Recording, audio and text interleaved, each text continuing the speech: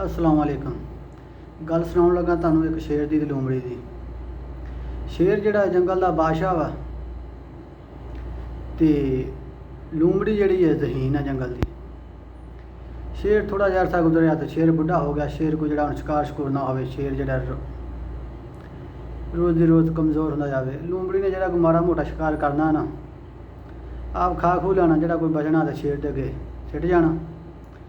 शेर ने वो खांदे रहना, ਉਹਦਾ शिकार होना ना, कोशिश बथेरी करनी, बुढ़ा हो गया, शेर को शिकार ना होना। लूमड़ी ने इंज करनी, रोज़ भोरा सिट जाना ਉਹਨੂੰ भी।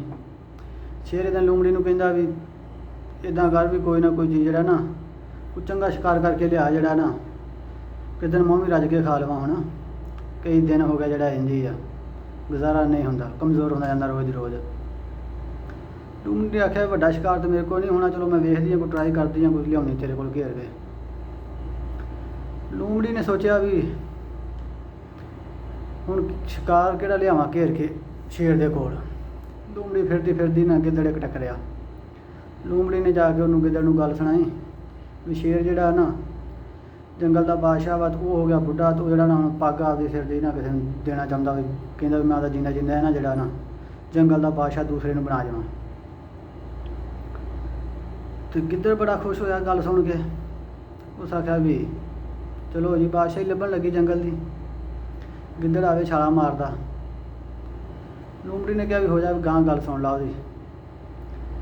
तो जिवें कोल होया गिद्दड़, तो शेर ने मारिया पंजा, तो कंन नूं पिया, तो गिद्दड़ दी जान ते बन गया। गिद्दड़ ने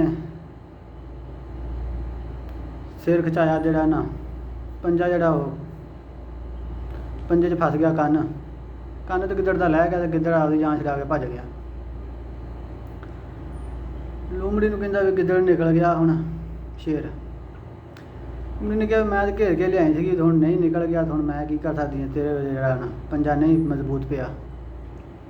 उन्हें आख्या चलो इदां ही 2-4 दिन होर लंघे, तो लूमड़ी ने आपदी बोटी को सिट जानी, उन्होंने शेर ने आपदा खा के उत्ते गुजारा करना। फिर शेर एक दिन कहंदा भी लिया कोई ना कोई कोशिश कर घेर के। लूमड़ी फिर चली गई, वो गिद्दड़ को उसे को चली गई। उन्होंने कहंदी पागला, वो शेर तो तेनों जिहड़ा ना कंन च गल दस्सण लगा सीगा भी बादशाही दे जिहड़े गोरा तेनों कंन च दस्सण लगा सीगा भी किसी होर कोई ना सुन लवे, जिहड़ा भी वो ना बादशाही लै जावे।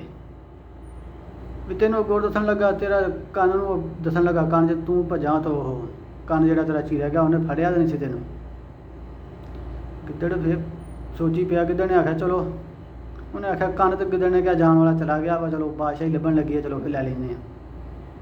उन्हें लूमड़ी ने कहा भी तू चुप करके जा कोल शेर ते बह जाना।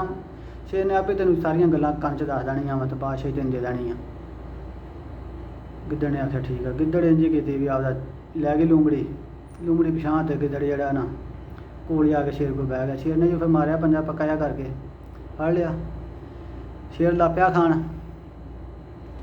शेर इधरले पासे गोश्त खान ला पिया जी, तो अगले पासे सिर लो जिहड़ा ना लूमड़ी ने झपट मारी, तो जिहड़ा ना दिमाग कट के आप खा गई। शेर इधरों खा खू के जो सिर लाया ना, शेर आख्या यार दिमाग ही कोई नहीं। लूमड़ी आख्या पागल होया तू शेरा, जिहदा दिमाग हुंदा तो दूसरी बारी आउंदा सीगा तेरे कोल। शेर ने आख्या ये भी गल सही है। तो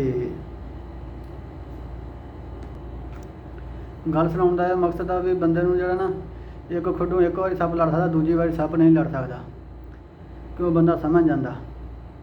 इस करके जो एक बारी हर बंदा जिहड़ा धोखा खा लैंदा वा, तो दूजी बारी जिहड़ा ना अपना दिमाग तो कम लिया करो। चलो एक अद्धी बारी हर बंदा ही धोखा खा जाता, दूसरी बारी आपदा जिहड़ा गौर करिया करो।